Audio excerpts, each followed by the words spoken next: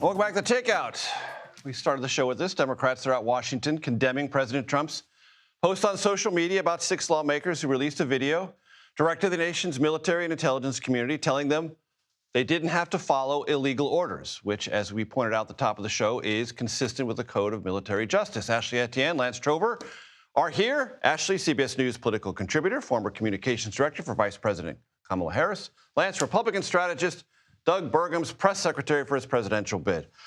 All right, we'll get to that thing I talked about in the intro in a second. But with no fanfare, with no survivors around at the White House, no cameras, rare for President Trump to sign anything without cameras, the Epstein matter is now law.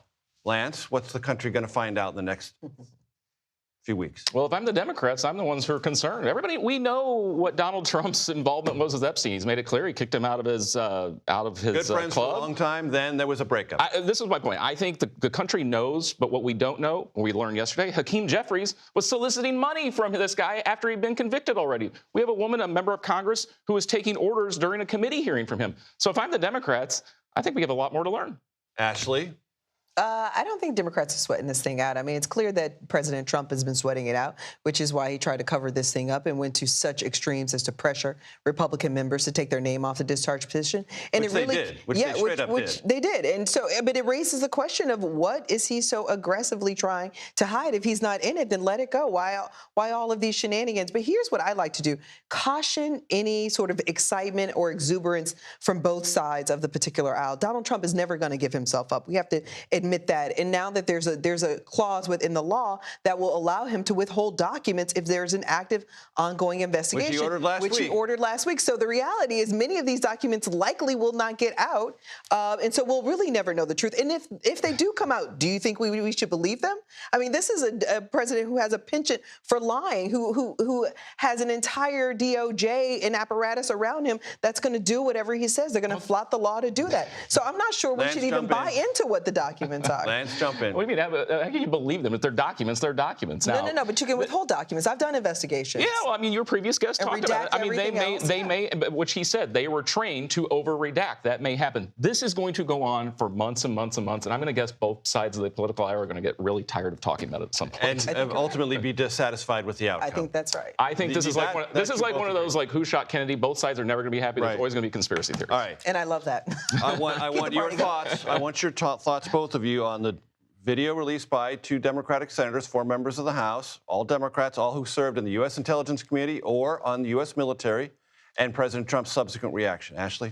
I mean, good for them. I mean, it's about time someone starts to speak up. You know, we've got 2 incidents right now where the president is unlawfully using our military against the American people. One is what we're seeing happen in Chicago and North Carolina, where the deployment of National Guard is really harassing people on the streets. I mean, wasting $15 to, almost $500 million is what the number is right now.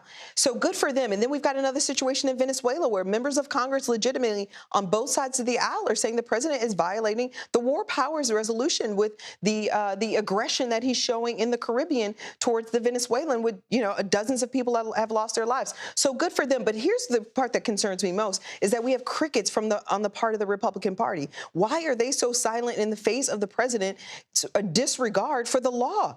That's the part that concerns me Lance, most. jump in. That's fine. That's your opinion. That's their opinion. These are facts. These aren't Nobody opinions. has said this is the problem with that video. They were implying that people are breaking the law, that they should be insubordinate.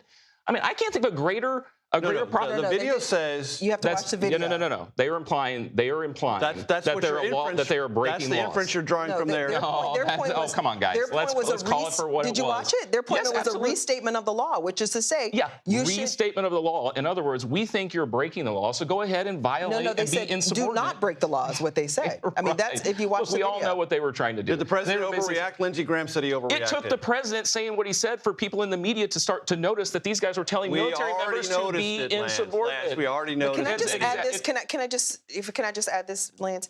Here's the real challenge for Donald Trump, is that his base, he's actually losing support among his base on these particular issues. The deployment, Venezuela, him not focusing on an America First agenda, he's actually losing support among us. So this is becoming a vulnerability for him. Very and quickly, this is the aspects of Trump that people dislike most. I'm going to take you back Sure. to Okay. some part of your life that you so thoroughly enjoy. I want you to listen to Mike Donilon, former very top advisor to Joe Biden at the University of Southern California, talking about how the Democrats were so mean to President Biden. Are we Listen. still talking about Joe Biden? There have been 3 people who have run against Donald Trump. Joe Biden's the only person who ever beat him. I thought what happened in the party was, I thought it was disloyal. Ashley, you have a whole minute. Lance, I know you're just going to want to listen. I'll let it go. Just going to let it go. Ashley, it's all yours. I'm going to say something you won't expect me to say. I think without COVID, Joe Biden doesn't beat Donald Trump. I think Donald Trump is that talented of a political athlete that Joe Biden, if it were not for COVID and the economy And the tanking, unique I don't think he would have. circumstances of that 2020 election. Now, can I make another point that I think you're going to be surprised by? I think all these Biden people need to move on past Joe Biden. I recently saw him in Amtrak. I think we need to focus on his health. I think we need to, usher him out, of this business with the parade and the fanfare that he deserved, given what he was able to accomplish. I saw on social media after that Mike Donilon interview, silence is free. Ashley Etienne, Lance Trover, thank you very, very much.